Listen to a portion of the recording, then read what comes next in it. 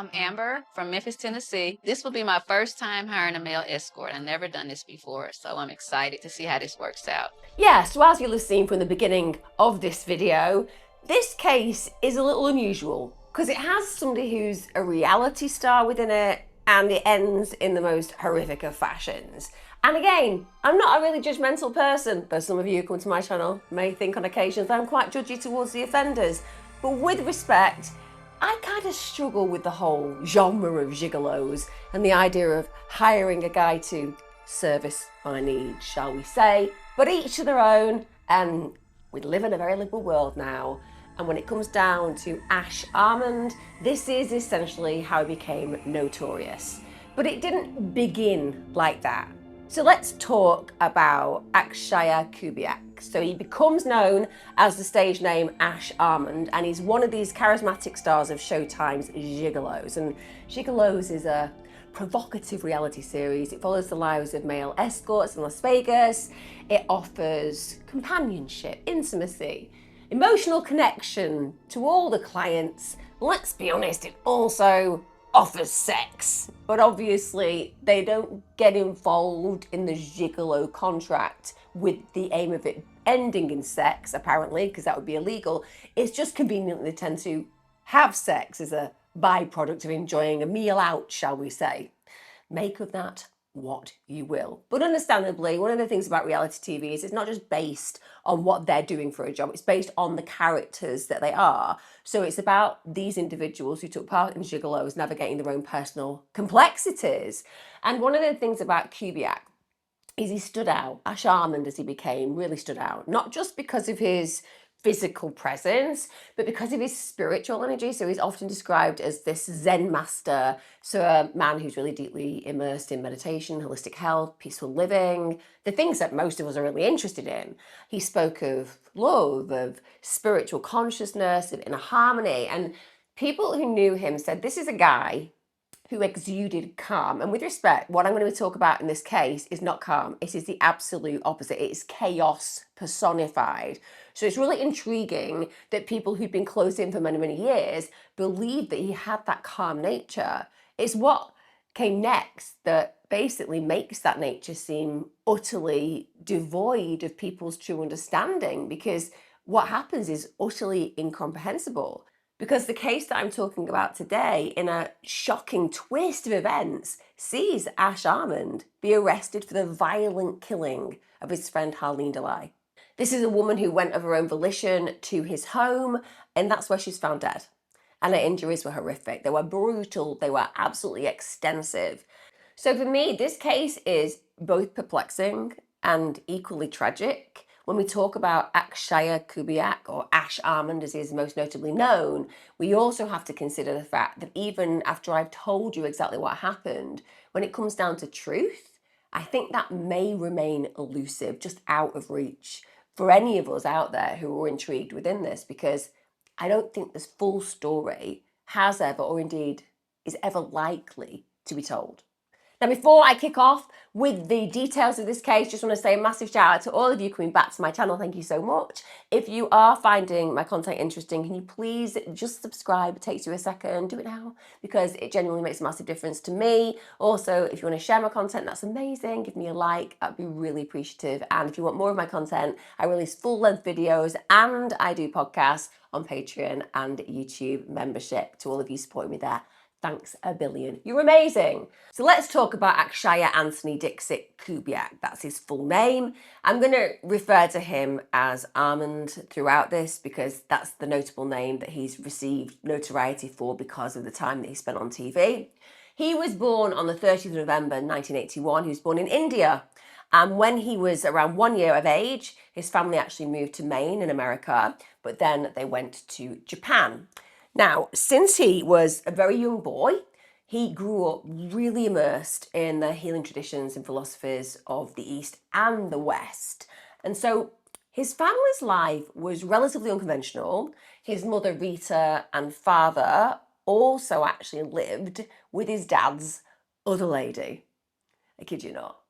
So there was a threesome, a throuple, shall we say, when it comes down to that relationship, but they all raised their children together. But like I said, It's unconventional. And then when you go somewhere like America or you go to Japan, with respect, there is a lot of convention there when it comes down to the archetypal family, mother, father, etc. So I think probably experiencing that early on means that automatically you don't necessarily see that you need to fit particular boxes, but it can also cause a level of chaos emotionally because you're looking around you and thinking, oh, we're very different to the norm. And that could certainly have an impact psychologically on Armand. Now, he said his family was spiritually conscious and that really helped him to become very conscious of his actions. And he also felt there was a real need in life to remain fully present. That was really important to him. It was imparted to him by his parents. He said his father in particular was a real mentor for him. He really guided him, and in particular guided him in his beginning years of coming into his sexuality. So obviously somebody who felt that they had an open relationship in that respect regarding discussions and understanding the way things change and shift, shall we say, as we're becoming more aware of our sexual being. Rita, she described her son as someone who's caring, compassionate, respectful, funny, and empathetic. And she said he was just a lot of fun to be around. Friends, they described him as super calm and having this really easygoing personality. Now, after he leaves school, he studied Qigong. Qigong is an ancient Chinese discipline, and he actually undertook an apprenticeship in that practice. Now, Qigong, for those of you who don't know, combines movement, breathing techniques, and also meditation. So it's all about cultivating the balance of the body's vital energy. So just really being in check physically, emotionally, spiritually. He also studied massage in Japan and in Thailand and in Europe and in India. So he's obviously incredibly dedicated to this particular art form because massage therapy and all of the things he's engaging in is an art form when it comes down to thinking about spirituality and the context of our bodies being seen as art within this world with conscious connection and connection to others. So he's really embedded within it. And he actually starts working as a massage therapist, but also, is not too poor on the eye. Let's just say it that way. So he does well in modelling. It's not constant work. There are bits and pieces here. It's a very competitive field, isn't it, modelling? But nonetheless, this is something that he wants to pursue. And I guess it also means that he's aware that he's an attractive guy. Also, he was actually a part of the psychedelic trance community, and that's a group who'd meet in the woods. They'd basically take mushrooms and they'd dance all night to trance music. Some of you will find that a little bit offensive. Some of you will think, where do I sign up? That sounds like a great old Saturday evening. Now, personally, I actually took a group of people for Channel 4 for a programme that I actually was an exec producer on a few years ago, out to Holland, where we put them through a hallucinogenic experience with mushrooms. It was under the practice of these professionals who work with them, but we filmed that and we kind of went through their process and progress of experiencing it.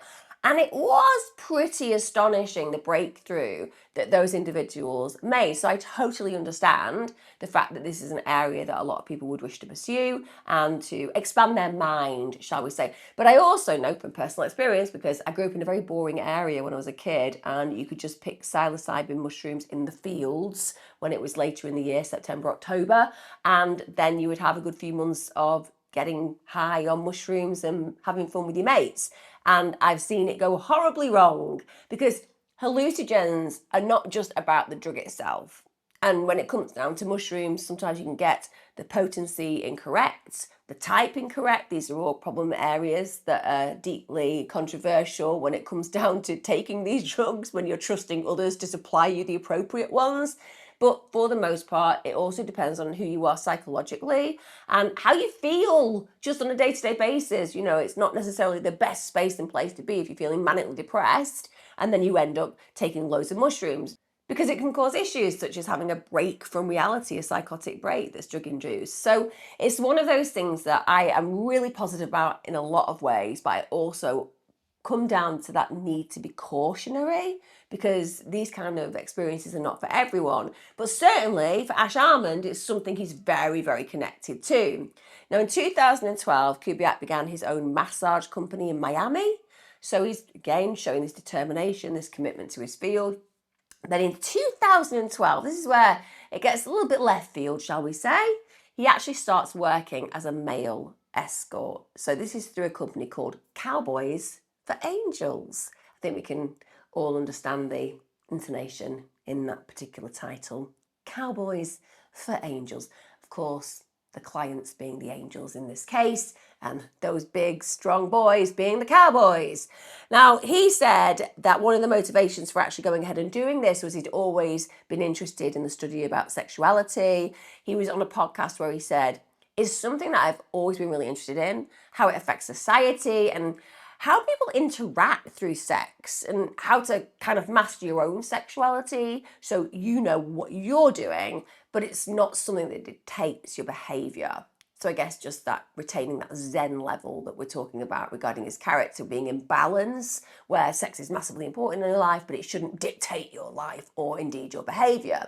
Now, after 6 months of working as an escort, and like I said, when you're an escort, it's not legal to essentially be paid for sex.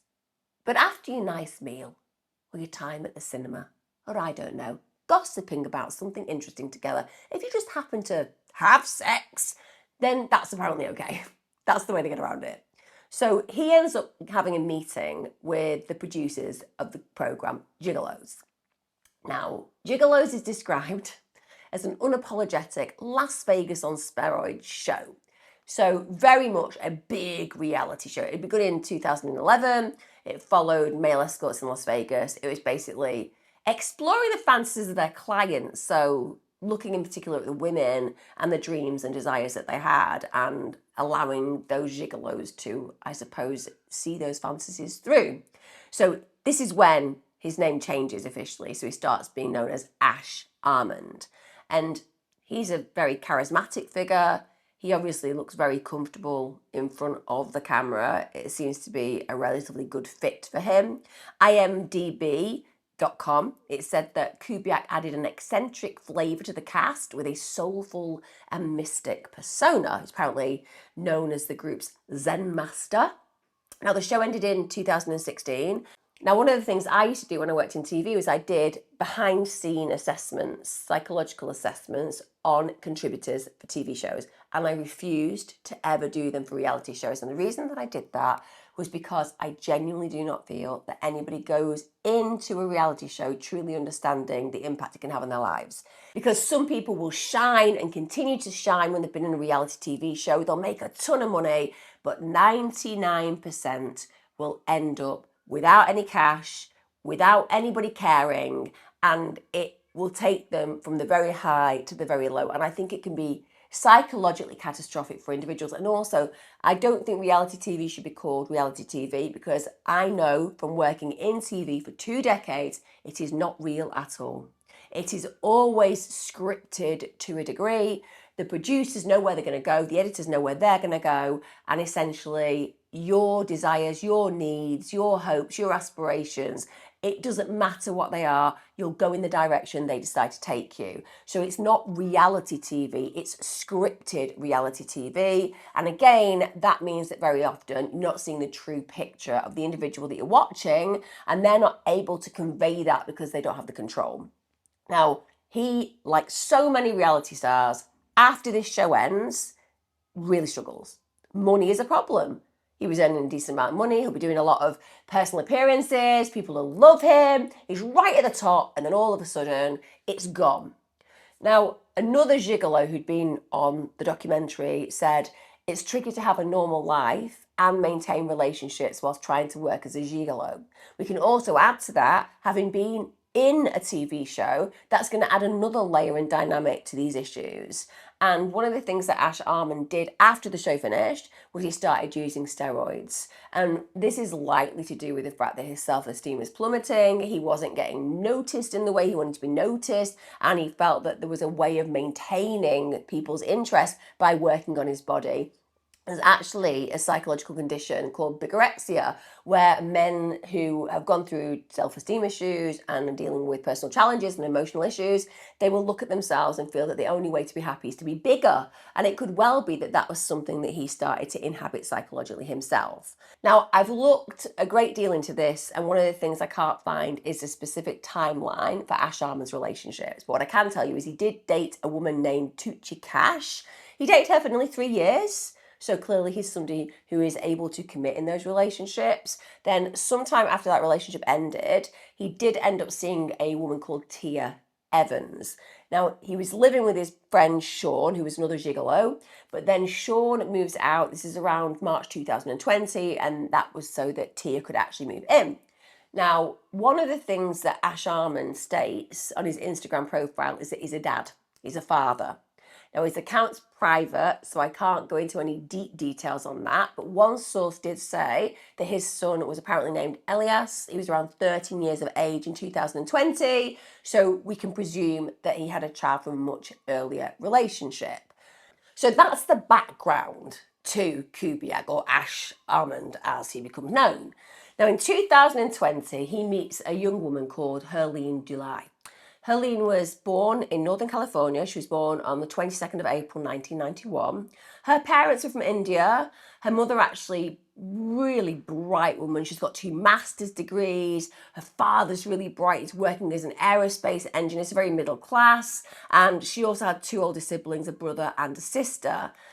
She was described by everyone who knows her, everyone who knew her, as really sensitive, as incredibly caring. And she actually, as a child, didn't want to go to the zoo because she didn't want to see caged animals. And that just speaks of a compassion within her nature and a sensitivity that runs deep. Also, she wanted to shut herself in a cupboard. She was crying her eyes out when her sister went to university, so very much connected to her family. And it's very clear from the research I've done that her family absolutely adored her and that was reflected through her relationship with them. One of the things that is noted is that she had an insecurity. She was quite an introverted individual. She was very shy. She was very anxious, but again, sensitive, compassionate people often are. She was bright. She attended Temple University in Pennsylvania and would expect that just from her upbringing with the parents that are obviously themselves incredibly schooled. Now, in 2017, she moves to Las Vegas and she joins Ace Fitness Gym. Now, at this point, she really quickly loses 40 pounds. And that, when you are a woman, and don't get me wrong, guys, I appreciate those of you listening will also have levels of self-esteem, and it's good to feel good. And we all go through periods where we feel a little bit down about ourselves. But because I can only speak from the female experience, and having grown up, and I grew up in the years where it was all about heroin chic. So basically, I was fed this belief system as a child growing up that it was cool to look like you were on heroin, very, very sick, but that you looked kind of good enough in that thinness to just boss a Calvin Klein outfit, for example.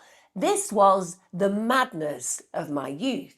We are now in a different zone where we are celebrating curves, for example. But certainly, when I was a kid, it was basically, you look good if you look like you might be quite close to death. That was how it worked.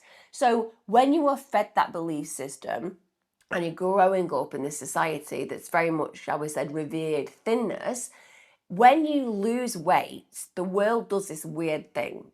The world starts being more positive towards you. Clothes start being pushed on you that you wouldn't ordinarily get to wear. And people start asking you questions about why you look so good and how you've lost weight. And it's really, really challenging as a female to be able to just hold the space being whoever you are, as you are, without falling into that desired pattern, because it's just fed to you constantly that you should be a certain standard. So when she loses 40 pounds, and this is a gorgeous young woman, she's genetically blessed, she's so beautiful, she is going to have a lot of positive feedback. And also, gyms do create that sense of community, and Las Vegas has a big community, and her self-confidence starts to grow. She starts to feel better about her self-esteem, and it leads actually to her beginning a youth training program in the gym. And her family said it was a perfect fit. She always loved working with kids and they just naturally gravitated towards her. And then after a while, she actually begins working as a personal trainer. So she has a real transformation journey. Now, in a video that she made in 2019, she actually said, whether it's a workout or in your life, you've just got to keep pushing. I am trying to break out of my own shell. I have a fear of public speaking, but here I am in public speaking. So, she's pushing that comfort zone, and it feels like that motivator was her body changing and her feeling in control, I suppose, of that journey. Now, one of the things that she told people who were close to her in Las Vegas is that she was really sadly suffering from headaches and she had a brain tumor. Now, apparently she didn't tell her family about this. She didn't want to worry them from what I can find.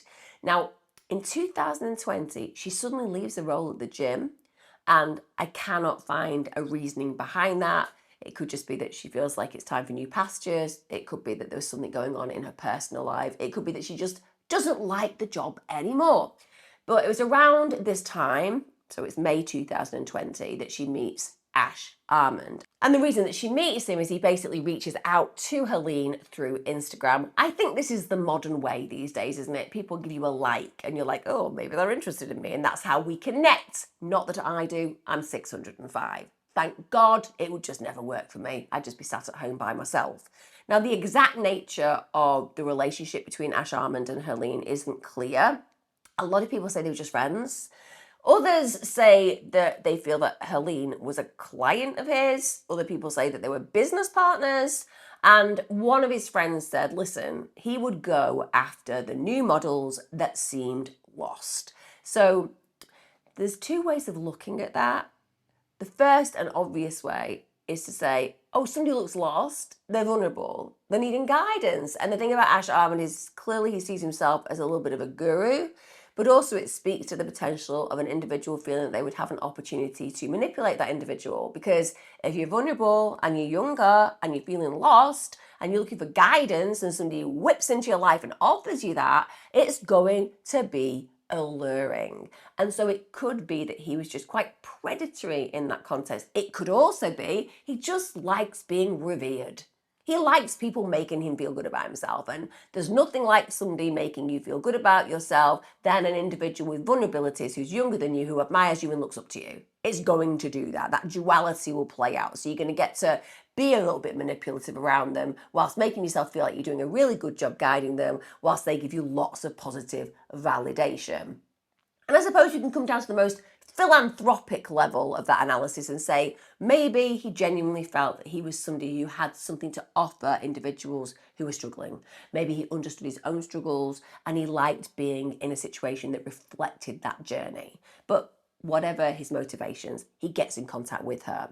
Now, Refinery 21 reports in an interview with Ash Armond's girlfriend at the time that he was also working on an app for safe dating opportunities and a security service for women. So he had big ideas. I mean, saying he's working on an app for safe dating opportunities, having had an app in the past, it costs you a lot of money. So I doubt he'd actually got to the stage where it was being developed, but he had big ideas. And again, that speaks of his nature. He's always been very determined. Again, a security service for women, that's interesting. So he understood some of the issues that were playing out for females and the need for being safe, and that he wanted to create opportunities that were lucrative but also useful. Now, one day in either May or June, he and Herleen travelled to Utah together, and apparently they had a life-changing experience. Apparently it involved a spiritual breakthrough, but that spiritual breakthrough apparently made her remember something really traumatic.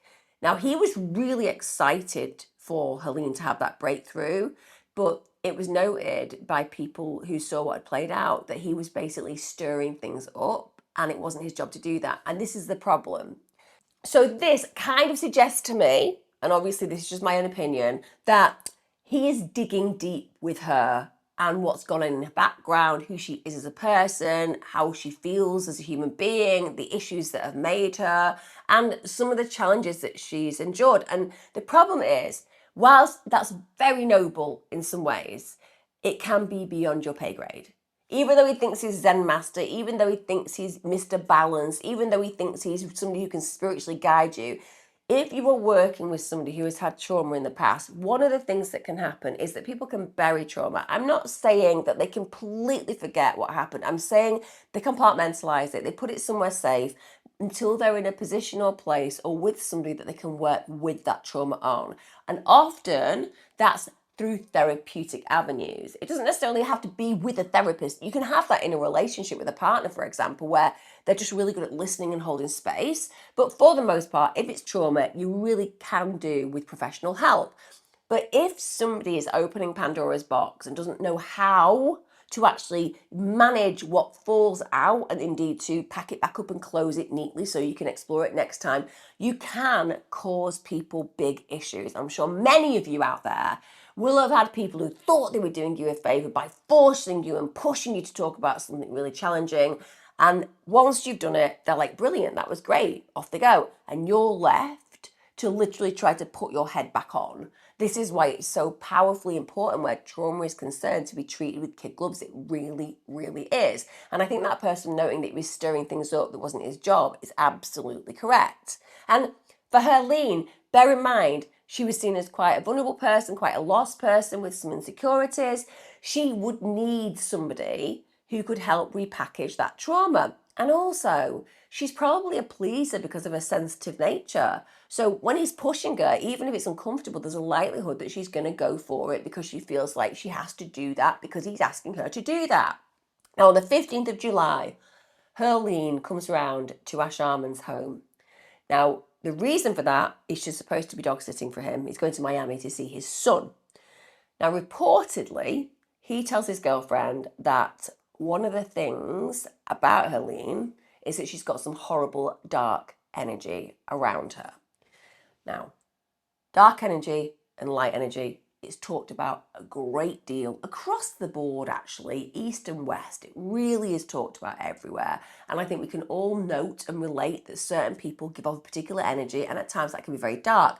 But I would associate that more with people who are predators, who are violent, who are sexually malevolent. Those kind of individuals give off a dark energy. I don't think about dark energy when somebody's dealing with trauma. I don't think that's dark energy. It might feel dark that they are enduring something that was very, very traumatic as a young person, for example. But that's not dark energy. That's struggle. That's trauma. The fact that he's relating to her as having dark energy concerns me because, again, it's not contextual with her personality whatsoever. I think what she is potentially dealing with are dark experiences and memories. And obviously, when you're talking to somebody about that, it can be quite challenging to hold that space because you want to be compassionate. You also want to try to diffuse some of it, and it's really kind of low when it comes down to the energetic vibrations, and it can be quite a pulling entity upon your personality and your character in those moments if you're not qualified enough to deal with it. And the fact that he's having that conversation with his girlfriend, again, means no confidentiality, and also his interpretation as opposed to his schooled knowledge, because he's not qualified to be making those assumptions. Now, his girlfriend at this point leaves the house, and that means that Herleene and Ash Armand are alone together. Now, this is where things genuinely do get dark. If we're going to associate a word dark, what I'm going to describe next is absolutely 100% on point. Because the next morning, on the 16th of July 2020, at 10:20 a.m., Ash Armand calls 911, telling the dispatcher that Herleene is apparently unconscious. And he also says that she's possibly in cardiac arrest. He said, it's going to sound insane because it is insane. He said, I have a person who's a friend of mine over. We took mushrooms together last night, said our prayers together, put on Avatar together. And I don't know if you've ever done mushrooms before, but I was no longer in this reality. I was in a different realities. I totally lost my mind. And then I saw the person next to me. She's not conscious or breathing, so I need someone here ASAP. He also commented that her body was cold. Now, at this point, the person on the other end of the phone obviously suggests he's got to try to perform emergency CPR. He did do that with respect until assistance arrived. But the minute that the first responders get to the house, they find Herleene in the upstairs bedroom, knowingly, as far as they're concerned in that moment, deceased. It's clear. She hadn't had a heart attack as well, even though he said it was a cardiac arrest.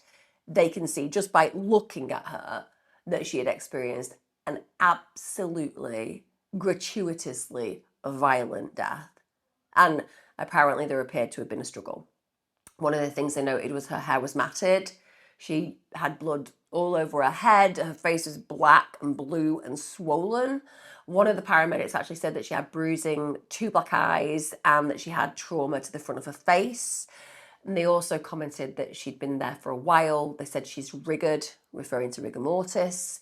Now, Ash Armond claimed that she'd attacked him and that he had then attacked her. I mean, you just need to look at pictures of this beautiful, petite young woman to know that she's no match for this big ass guy. It's as simple as that. I mean, it would be impossible for her to do him any damage. Unless she had a gun or a very large knife, there is no way that she could have harmed him.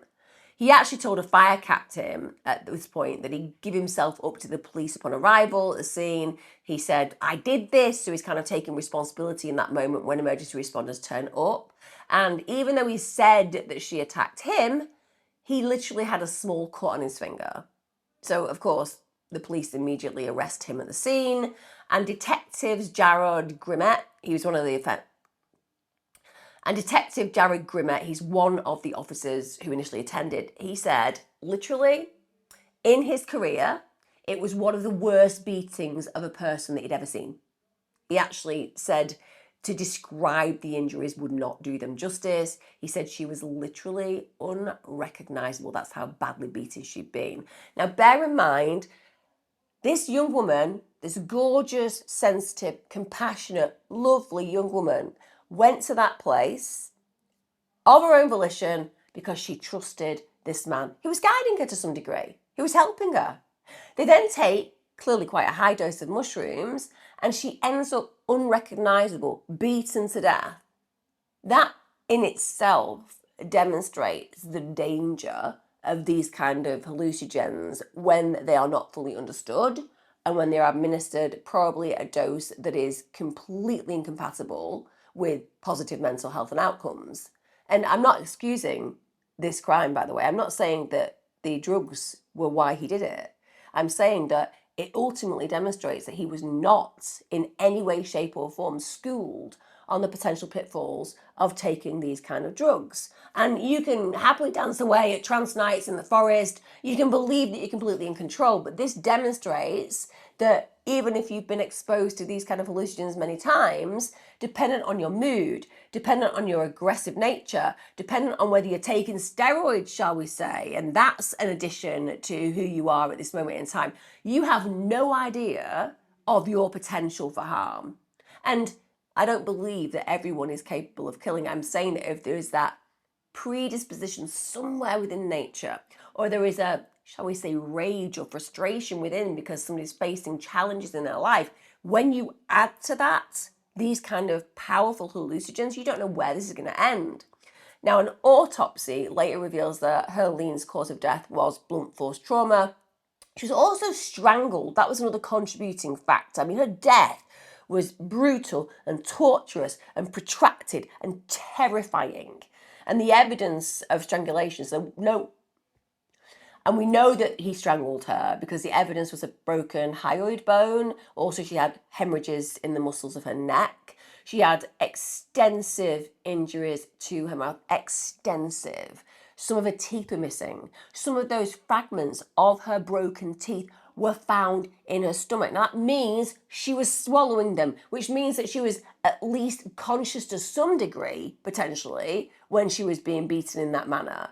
And the blunt force trauma to her face and to her neck was horrific. She had contusions and lacerations in those areas. She also had an abrasion on one of her ears. Apparently it had a burn-like quality. And there was this waxy substance throughout her hair. Now, at the scene, investigators found that there were 2 candle jars that were literally covered in blood, so that would be where the wax went over her hair. There was also a packed suitcase that was just covered in candle wax. There was also blood staining on the bedroom carpet. There was a significant amount of blood spatter. And when you think about the size of Ash Armond compared to the victim, it is incomprehensible what she went through. There was also blood inside the washing machine. There was a washed bed sheet, so it obviously attempted to clean up at some point. There was bloodstained clothing, which meant that it looked like he'd changed his clothes. Also, there was blood on the bathroom counter, and that had been diluted with water. So that does indicate that he was trying to clean up the scene. Also, they found psychedelic mushrooms in the fridge. He's arrested, as I said at this point, charged with murder under a willful, deliberate and premeditated theory. I was first attacked. She attacked you? Well, yeah, it started. Yes. And the police actually held a press conference at midday that day, and they gave a statement in which they actually sadly and wrongly claimed that the deceased victim was his girlfriend. So they didn't name her, but they were indicating that whoever his victim was had been in a relationship with him. And the reason for this is they'd spoken to one of Ash Armand's friends, and he'd actually told them that he was dating a woman called Tia, and that the couple were apparently going through a bit of a rough patch. They were sleeping in separate bedrooms, so the police then jumped to the conclusion, well, that will be the person who's killed because they're having problems in their relationship, and obviously that was very much incorrect. Now, on November the 20th, his bail hearing took place. He was watching through video link. Bear in mind, it's COVID times, so everyone's doing everything through video link. Now, Herleene's older sister, Aman, she came and spoke, and she said, just for reference, since you will never meet Herleene, people thought we looked alike. Our voices sounded similar and we laughed the same, but she was about 2 inches taller than me and markedly more beautiful.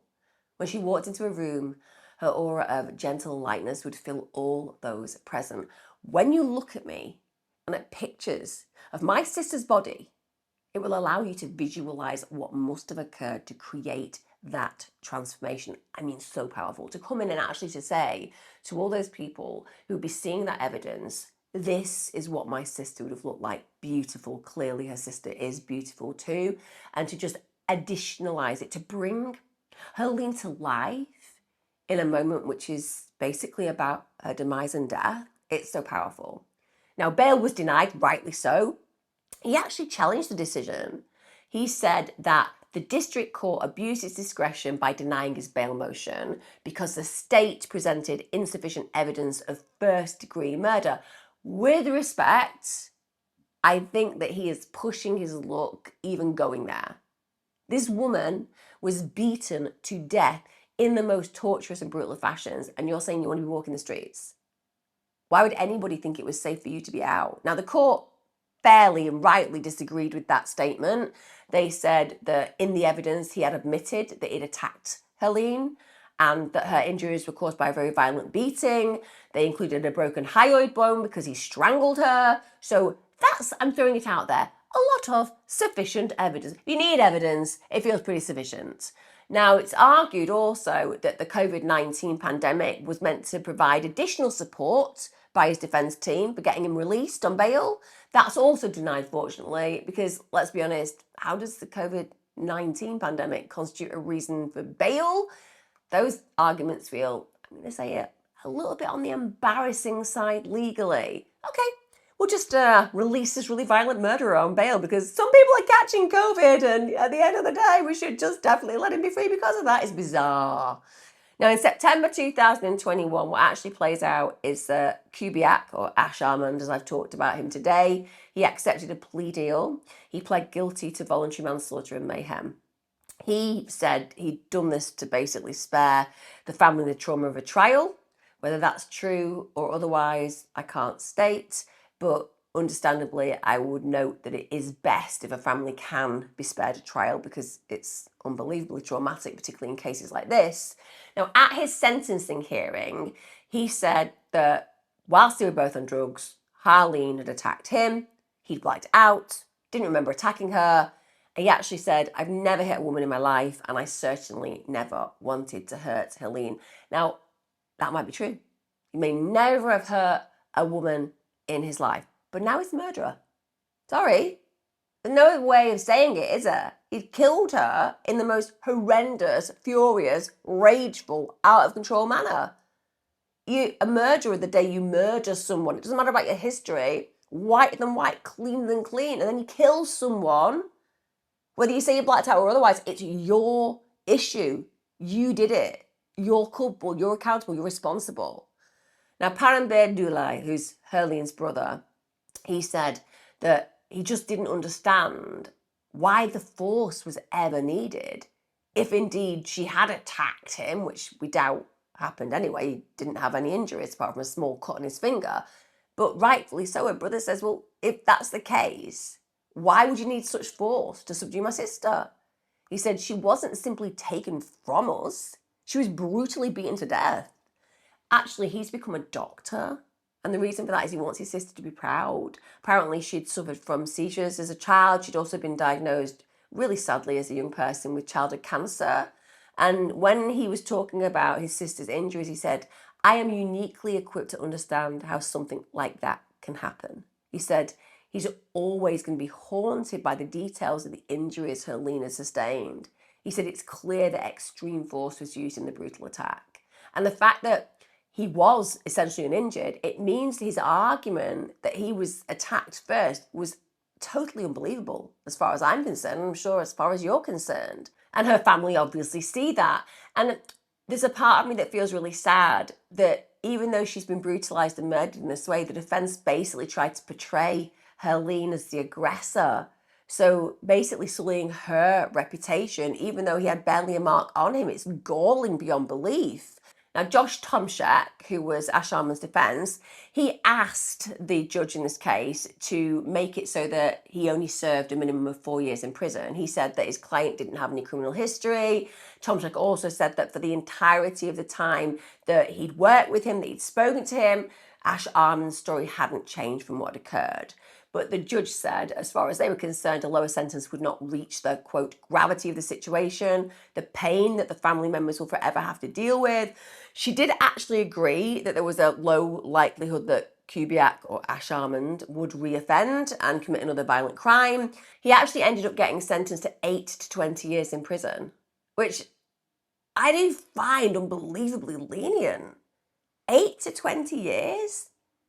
He beat Herleene to death in the most torturous of ways. And also, by his own admission, he was under the influence of drugs, which would be an aggravating factor usually.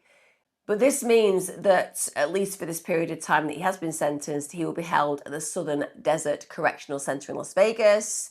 And I really feel surprised that his defense ever felt it was appropriate to ask for a minimum of 4 years.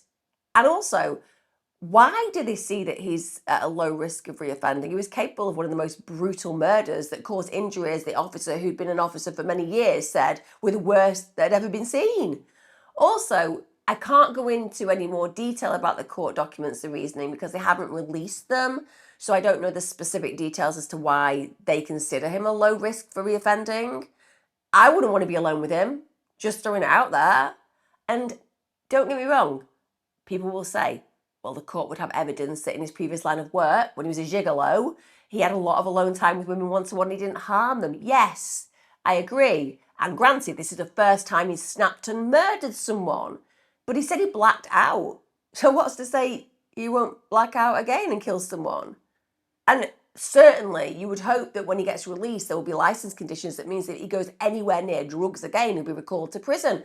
Because this is a dangerous state of affairs when people just look at someone and go, well, he looks nice, he seems nice. Yeah, he's brutalized and murdered somebody under the influence of drugs, but hey, we'll just let him go in a few years so he can get on with the rest of his life and potentially do this again to some other poor person.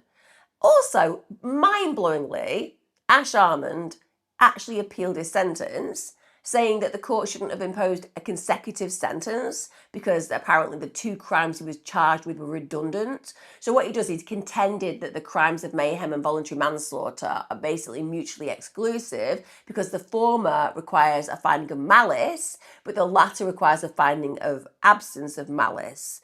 So it sounds like what he's saying is he shouldn't have been able to be sentenced to both because they counteract one another, but the appeal failed. The judgment of the court was indeed upheld. Interestingly, at P. Diddy's recent trial, that's when Sean Diddy Coombs was accused of running criminal enterprise involving sex trafficking, racketeering, amongst many other crimes, Ash Armand's name resurfaced. He was reportedly one of the male escorts who'd allegedly been involved in P. Diddy's freak-off parties. So weird tenuous link there. Now, what really gets me as I come to the close of this case is the fact that so many people have actually come out of the woodwork to actually attempt to support Kubiak Ash Armond, because it seems as if people who had a history with him can't literally believe he'd do anything like this. I mean, his mother said that she knew he wasn't capable of murder. Well, he killed someone.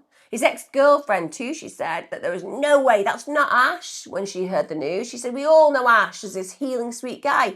Yeah, we all know nice people. Then they do something really terrible and we realise that they have a nature that we weren't completely aware of. Now, the producers of Gigolos, they said that they always thought that one of the men on the show would get into trouble for doing something stupid, but not murder, and definitely not Ash. Well, you were wrong.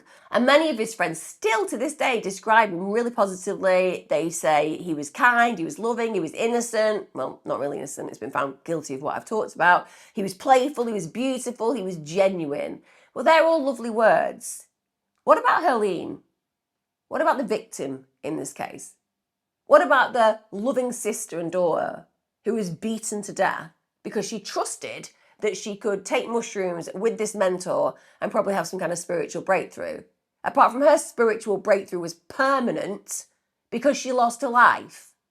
And whilst I'm sure that she's surrounded in bliss now, it really doesn't make up for the fact that she didn't get to live the rest of her life as she should have been entitled to. There was actually a GoFundMe campaign for his legal defence fund. It's only raised $2,769 so far. The goal is apparently $60,000. Got a bit of a way to go there.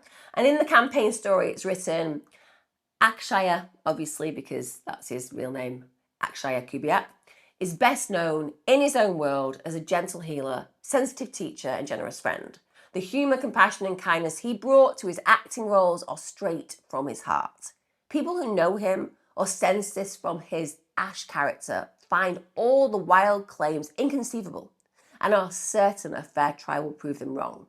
It also stated that the Vegas tabloid media had, noting his fame, ran sensationalised reports without evidence and asked everyone to please ignore the smears and trolls and to withhold all judgment until all facts were known.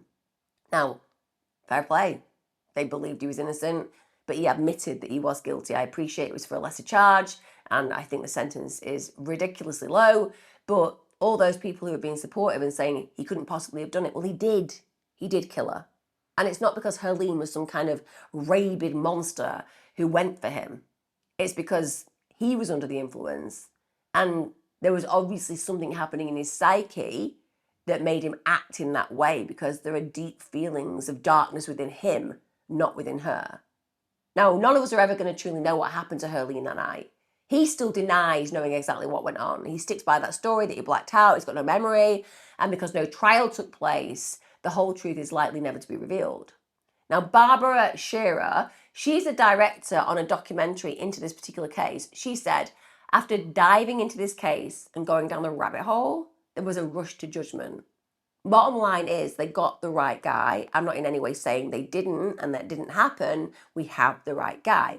But were corners cut? Yes. Was there a rush to judgment? Yes. I'm just going to say to that particular individual, well, he only got between 8 and 20 years for a life, for somebody being killed. No matter what played out in the hours that none of us are aware of, we know that this girl died in the most horrendous of ways. 8 to 20 years, it feels pretty lenient whether corners were cut or otherwise. Now, Herleene's obituary read, Herleen Dulai, age 29, was tragically taken home by God on the 16th of July 2020. Sadly, too soon for our hearts to handle. She was always destined to be with God sooner rather than later. After all, the meaning of her name is within the love of God, absorbed in God. Herleene was still on her journey to determine her purpose in life, but as she was going through her coming of age story, she has touched many hearts. Herleene loves animals and children. She was a kind, peaceful soul. Children always gravitated towards her. She loved working with children. She may not have reached the end of her journey in the sense of finishing her worldly goals, but throughout her journey, she was fulfilling her life's purpose of making a difference. She touched every soul she came into contact with and left a sparkle. What a beautiful testament to an incredibly beautiful young woman. And like I said, I feel a level of frustration in this case because I feel like a lot of people have come out on the side of the perpetrator. And I believe that all those things that are positive about him existed. But we mark people by their very worst of actions, not their best of actions. It's possible to be extremely good and also to be extremely bad. But we cannot ignore the bad because it's convenient to, because our relationship with that individual was something we enjoyed. We have to see them as a whole. Akshaya Kubiak, Ash Armand, is a killer. And he may have got down for manslaughter, but he is a killer nonetheless. And I hope that her family feel that justice has been served, because I don't think I would. I'd want him to rot in prison for the rest of his natural life. Let me know your thoughts as ever, guys, in the comments. Am I being too hard? Do you feel the judgment is correct? Or do you feel that somehow in this case, the victim is the one who's been treated as the perpetrator to some degree, which is reflected in the sentence that I've talked about? See you again next time. Look after yourselves. Be safe.